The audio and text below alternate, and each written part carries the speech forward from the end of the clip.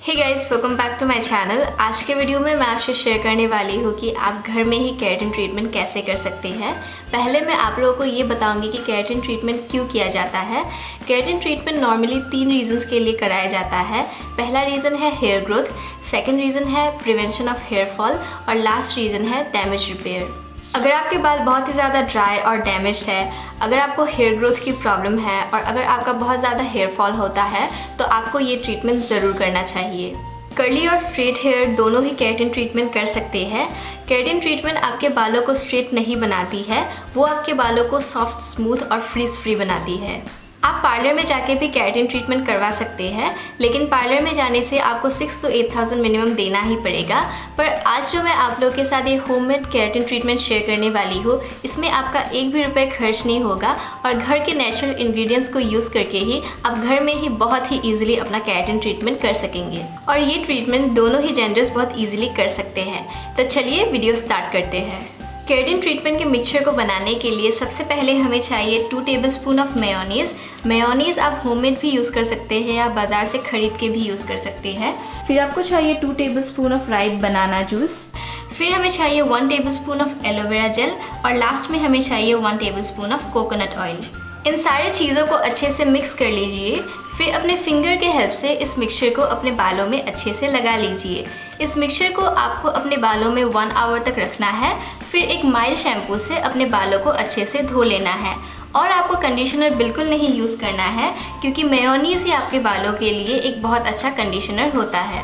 इस मिक्सचर को अपने बालों में अप्लाई करने से पहले आपको एक बात का ध्यान रखना है कि आपके बाल टैंगल नहीं होने चाहिए। अगर आपके बाल टैंगल है तो एक कोम की हेल्प से अपने बालों को पहले डिटैंगल कर लीजिए। मेयोनीज़ आपके बालों को मॉइस्चर प्रोवाइड करेगी, आपके डैमेज हेयर को रिप्लेनिश करेगी, अगर आपको ब्रेकेज की प्रॉब्लम है तो उसे भी प्रिवेंट करेगी और आपके हेयर को बहुत ज़्यादा स्ट्रॉन्ग बनाएगी। अगर आपके हेयर शाइनी नहीं है तो वो आपके हेयर को शाइन भी प्रोवाइड करेगी और आपके हेयर को बहुत ज़्यादा सॉफ्ट बनाएगी। अगर आपका हेयर मैनेजेबल नहीं है और बहुत ज़्यादा सिल्की नहीं है तो मेयोनीज़ आपके बालों को बहुत ज़्यादा मैनेजेबल बनाएगी और आपके बालों को बहुत ही ज़्यादा सिल्की बनाएगी। अगर आपको डैंड्रफ की प्रॉब्लम है या स्प्लिटेंस की प्रॉब्लम है, ये दोनों प्रॉब्लम्स भी मेयोनीज़ बहुत ही ईजिली रिमूव कर देगी। आपके हेयर को बहुत ज़्यादा ग्लॉसी बनाएगी मेयोनीज़ और आपके लाइसेस को भी बहुत अच्छे से किल कर देगी। बनाना आपके हेयर स्ट्रैंड्स को बहुत ज़्यादा मॉइस्चर प्रोवाइड करेगी और आपके ड्राई और डैमेज हेयर को भी बहुत ईजिली रिपेयर करेगी। अगर आपके हेयर अच्छे से ग्रो नहीं होते हैं तो वो आपके हेयर ग्रोथ को भी बहुत अच्छे से प्रमोट करेगी।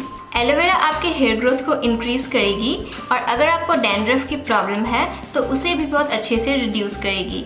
अगर आपका बहुत ज़्यादा हेयर लॉस हो रहा है तो एलोवेरा उसे भी प्रिवेंट करेगी और आपके बालों को बहुत ज़्यादा मॉइस्चराइजेशन प्रोवाइड करेगी। अगर आपका स्कैल्प बहुत ही ज़्यादा ऑयली है तो वो आपके स्कैल्प के ऑयल को भी एब्जॉर्ब करेगी और आपके हेयर को बहुत ही ज़्यादा स्मूथ बनाएगी। कोकोनट ऑयल आपके हेयर लॉस और स्प्लिटेंस को प्रिवेंट करेगी, आपके लाइसेस को किल करेगी, आपके हेयर में जो प्रोटीन लॉस हुआ है उसे भी बहुत हद तक रिड्यूस करेगी और अगर आपको डैंड्रफ की प्रॉब्लम है तो उसे भी बहुत अच्छे से रिड्यूस कर देगी। कोकोनट ऑयल आपके हेयर के लिए एक बहुत ही अच्छा मॉइस्चराइज़र होता है और वो आपके ड्राई और डैमेज हेयर को बहुत अच्छे से नॉरिश करेगी।